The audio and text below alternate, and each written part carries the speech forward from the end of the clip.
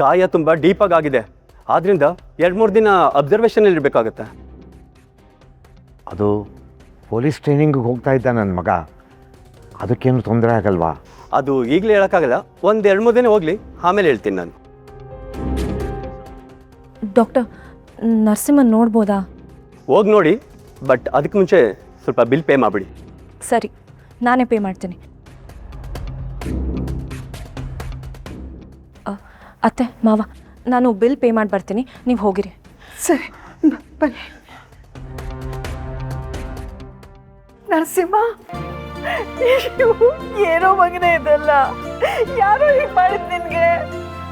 ಗೊತ್ತಿಲ್ಲಮ್ಮ,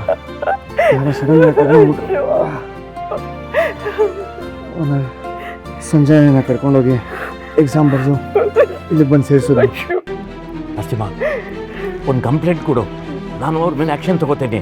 ಅವ್ರು ಯಾರು ಅಂತಲೇ ಗೊತ್ತಿಲ್ಲಪ್ಪ, ಏನಂತ ಕಂಪ್ಲೇಂಟ್ ಕೊಡೋದು? ಯಾರೋ ನಿನ್ನ ಏಳಿಗೆ ಸಹಿಸಕ್ಕಾಗದೇ ಇರೋರೇ ಇದನ್ನೆಲ್ಲ ಮಾಡಿರೋದು. ಇನ್ನು ನೋವಿದೆಯಪ್ಪ ನಿನಗೆ? ಆಗಿಲ್ಲಮ್ಮ. ನರಸಿಂಹ, ಈಗ ಹೇಗಿದ್ಯಾ? ಪರವಾಗಿಲ್ಲ, ಥ್ಯಾಂಕ್ಸ್.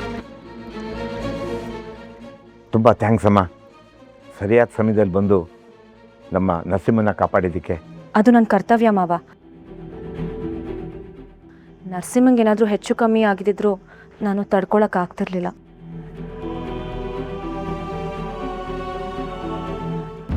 ನರಸಿಂಹನ ಮೇಲೆ ಅಟ್ಯಾಕ್ ಮಾಡಿಸಿದ್ರು, ಅವಳೇ ಹೋಗಿ ಹಾಸ್ಪಿಟ್ಲಿಗೆ ಸೇರಿಸಿದ್ದಾಳೆ. ಸಾಲದು ಅಂತ ಅಲ್ಲೇ ಕೂತ್ಕೊಂಡು ಆರೈಕೆ ಮಾಡ್ತಿದ್ದಾಳೆ. ಇವ್ರದ್ದು ಯಾಕೋ ಅತಿ ಆಯಿತು. ನೋ, ನಾನೀಗ ಕೋಪ ಮಾಡ್ಕೊಬಾರ್ದು.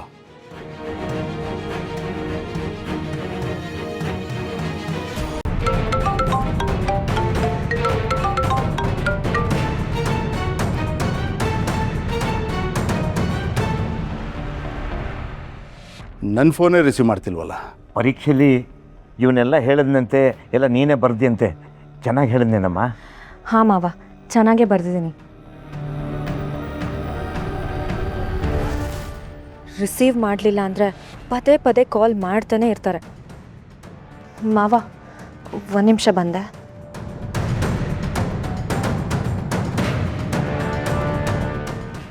ಹಲೋ, ಹೇಳಿ ಡ್ಯಾಡ್. ಹೇಳಬೇಕಾಗಿರೋದು ನೀನು, ನಾನಲ್ಲ. ಆ ಈಡಿಯಟ್ ಮೇಲೆ ಯಾಕೆ ಇಷ್ಟೊಂದು ಪ್ರೀತಿ ಹುಟ್ಟಿದೆ ಅಂತ ನನಗೆ ಅರ್ಥ ಆಗ್ತಾ ಇಲ್ಲ. ನಿಮಗೆ ಯಾಕೆ? ಅವನು ನೋಡ್ಕೋತಾ ಹಾಸ್ಪಿಟ್ಲಲ್ಲಿ ಇದೆಯಾ ತಾನೇ? ಹೌದು.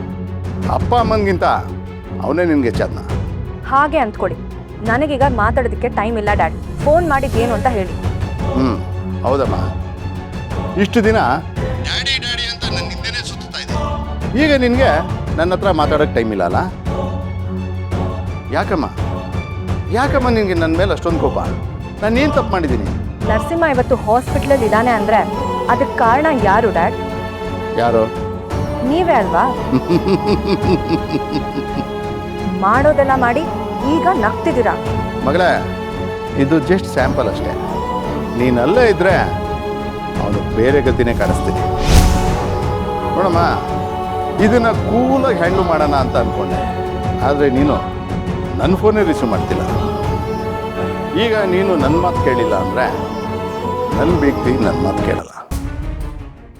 ನೋಡು, ನಾನು ಬರಲ್ಲ ಅಂತ ನೀನೇನಾದರೂ ಹೇಳಿದ್ರೆ ಅವನ ಪೊಲೀಸ್ ಎಕ್ಸಾಮ್ ಬರ್ತಿದ್ದಾನಲ್ಲ, ಅದು ಆ ವ್ಯಾಲ್ಯೂಯೇಷನ್ ಸೆಂಟ್ರಿಗೆ ಹೋಗೋದಿಲ್ಲ. ನೋಡು, ನೀನು ಇದನ್ನು ಬ್ಲ್ಯಾಕ್ ಮೇಲ್ ಅಂದ್ಕೊಂಡ್ರೂ ಪರವಾಗಿಲ್ಲ. ನೀನು ನನ್ನ ಮಾತು ಕೇಳಬೇಕು, ಇಲ್ಲಾಂದರೆ ನಾನಂತೂ ಸುಮ್ಮನಿರಲ್ಲ. ನೋಡಾಡ್, ಹಂಗೆ ಮಾಡಬೇಡಿ ಪ್ಲೀಸ್. ನಾನು ಈಗಲೇ ಇಲ್ಲಿಂದ ಹೊರಡ್ತೀನಿ. ನರಸಿಂಹಂಗೆ ಮಾತ್ರ ಏನೂ ಮಾಡಬೇಡಿ ಡ್ಯಾಡ್. ಎಕ್ಸಾಮ್ ಬರ್ದಿದ್ದು ನಾನೇ ಆಗಿದ್ರು ಕಷ್ಟಪಟ್ಟು ಓದಿ ಆನ್ಸರ್ ಹೇಳಿರೋದು ನರಸಿಂಹನೇ. ಪ್ಲೀಸ್ ಡ್ಯಾಡ್, ಅವನ ಕಷ್ಟಕ್ಕೆ ತಕ್ಕ ಪ್ರತಿಫಲ ಸಿಗಲೇಬೇಕು. ನೋಡಮ್ಮ, ನೀನು ಈಗಲೇ ಅಲ್ಲಿಂದ ಹೊರಟು ಬಂದರೆ ಎಲ್ರಿಗೂ ಒಳ್ಳೆಯದು. ಸರಿ, ಈಗಲೇ ಹೊರಡ್ತೀನಿ.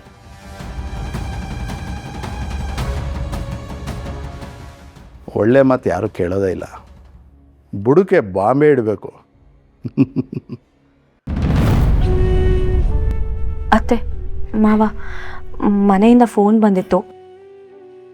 ಡ್ಯಾಡ್ ಈಗಲೇ ಹೊರಟು ಬರೋಕ್ಕೆ ಹೇಳ್ತಿದ್ದಾರೆ. ನಾನೇನಾದರೂ ಹೊರಡಲಿಲ್ಲ ಅಂದರೆ ಅವರೇ ಇಲ್ಲಿಗೆ ಬಂದು ಸೀನ್ ಕ್ರಿಯೇಟ್ ಮಾಡಿಬಿಡ್ತಾರೆ. ನೀವು ಹೋಗಿದ್ಬಮ್ಮ. ನರಸಿಂಹನ್ನ ನಾನು ನಿಮ್ಮತ್ತೆ ನೋಡ್ಕೋತೀವಿ. ಸರಿ ಮಾವ, ನಾನು ಡಾಕ್ಟ್ರ್ ಹತ್ರ ಮಾತಾಡ್ಬಿಟ್ಟು ಹೊರಡ್ತೀನಿ. ನಿಮಗೆ ಏನೇ ಬೇಕಿದ್ರೂ ದಯವಿಟ್ಟು ಒಂದು ಕಾಲ್ ಮಾಡಿ ಸಾಕು. ಆಯ್ತಮ್ಮ.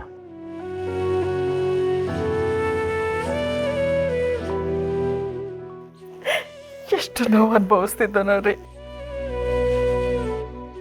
ಪುಣ್ಯಕ್ಕೆ ಸಂಜೆನ ಬಂದಿದ್ರಿಂದ ಪರವಾಗಿಲ್ಲ, ಇಲ್ಲದೆ ಹೋಗಿತ್ತಿದ್ರೆ ಇವನ್ ಜೀವ ಎರಡು ಹಾಳಾಗ್ತಿತ್ತಲ್ರಿ. ಸತ್ಯ, ಈ ಕಷ್ಟದಲ್ಲೂ ಪರೀಕ್ಷೆ ಬರೋದ್ನಲ್ಲ ಅದೇ ಸಮಾಧಾನ.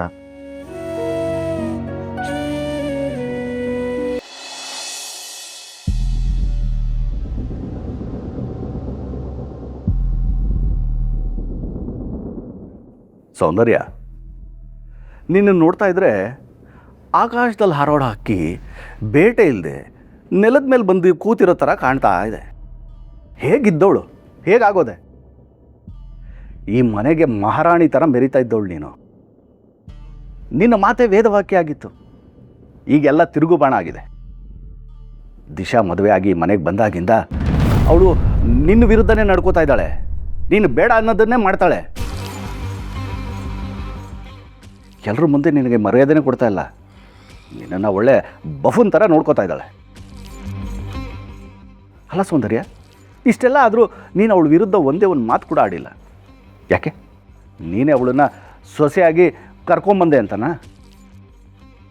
ನನ್ನ ಜೊತೆ ಮೇಲ್ನೋಟಕ್ಕೆ ಖುಷಿಯಾಗಿ ಮಾತಾಡ್ಸೋರು ಇಲ್ಲಿ ಬಂದು ನಿಮ್ಮ ತಂಗಿಗೆ ನನ್ನ ಬಗ್ಗೆನೇ ಹಾಕೊಡ್ತಿದ್ದೀರಾ. ಪರವಾಗಿಲ್ಲ, ನೀವು ಕಿಲಾಡಿ ಇದ್ದೀರಾ.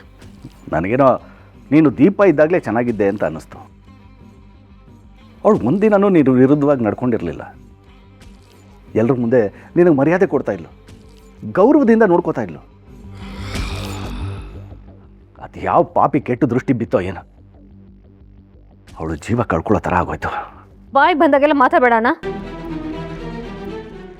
ದೀಪಾನು ನನ್ನ ವಿರುದ್ಧ ಎಷ್ಟೋ ಸಲ ಮಾತಾಡಿದಾಳೆ, ನನಗೆ ಇಷ್ಟ ಇಲ್ದಿರೋ ಕೆಲಸಗಳನ್ನ ಮಾಡಿದಾಳೆ.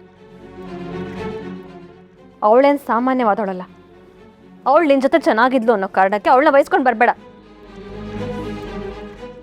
ದೀಪ ಇಲ್ಲ ಅನ್ನೋದು ಸತ್ಯ. ಈಗ ಯಾಕೆ ಅವಳ ವಿಚಾರ ಮಾತಾಡ್ತಿದ್ಯಾ? ದಿಶಾ, ನೀನು ನೋಡಿದ ಹುಡುಗಿ, ನೀನು ಇಷ್ಟಪಟ್ಟಿದ್ದಕ್ಕೆ ಚಿರು ಜೊತೆ ಅವಳನ್ನ ಬಲವಂತವಾಗಿ ಮದುವೆ ಮಾಡಿಸ್ದೆ. ಆದರೆ ಈಗ ಅವಳು ಈ ಮನೇಲಿ ಅವಳಿಗೆ ಯಾರು ಹೇಳೋರು ಕೇಳೋರು ಇಲ್ಲ ಅನ್ನೋ ಥರ ಮೆರಿತಾ ಇದ್ದಾಳೆ.